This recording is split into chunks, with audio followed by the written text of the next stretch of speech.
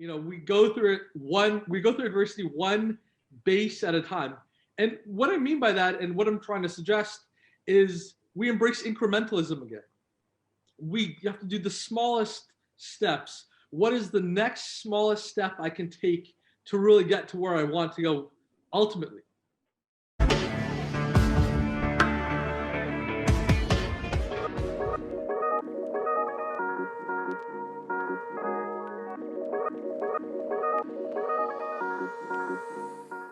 I love that one principle in the book. There's about 5 core principles, if I'm correct. If I took all the 5 or everything from the book, but there's 5 that I spotted, the 5 principles, and the first one is actually to take it's a baseball book, so it's one base at a time, and it's something that there's a new perspective from the book, but the one perspective I always had was to become a successful entrepreneur. You need to build the process one step at a time. In this case, one base at a time. But it's a nice perspective that you actually change from coming up from adversity to also do the same principle just from another angle. For sure. So thematically, the book isn't a baseball book per se. It's not a sports book, but baseball is the means that drives the message home. It's the vehicle that shapes the message. And it's really about life. I mean, it's the curveball. We've all been thrown a challenge. We've all been thrown this unexpected path. And it's about how we pivot. It's about how we do new things once again. Hi, Jasper Basson here.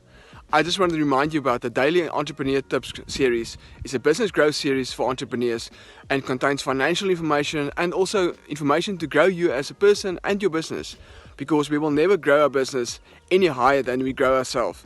So click on the link below and I will send you daily information to grow you as a person and your business, and it's for 365 days of the year. So what would your suggestion be to any entrepreneur that kind of went into lockdown and one of their businesses was really part of this, like a restaurant, total closed down, can't operate? Yes. So, the first thing I would say is, page 23 of the curveball.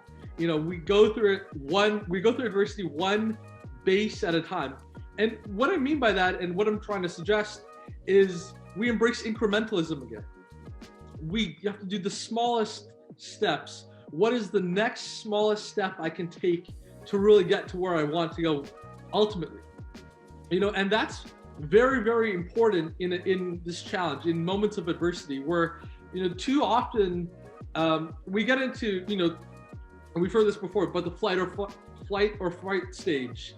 And if we chose to do the fight stage, we need to do this next smallest steps we can take to really get us to our goal.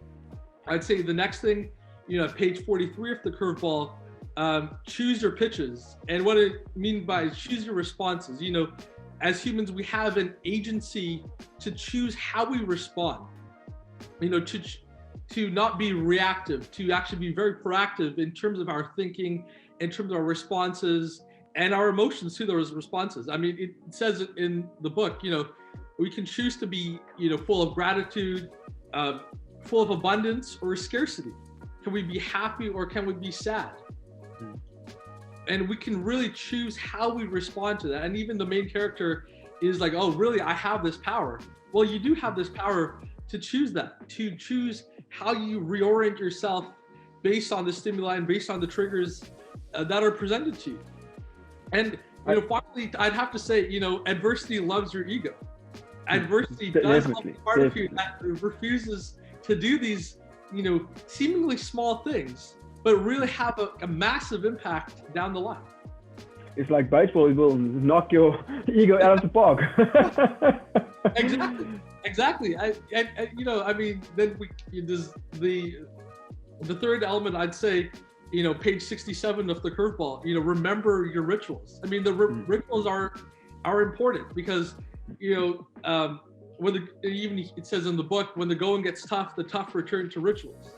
Well, I mean, we all have those rituals, but it's not so much, doing new rituals. It's doing the same rituals we have, but just doing them in a different way. Or it's we've replaced the rituals. We need to get back to what those rituals were that made us successful in the past, to find success again, and to really remember that, you know, in tough times, you know, rituals can be the smallest thing that really spark something strong, a really powerful response to really power through adversity.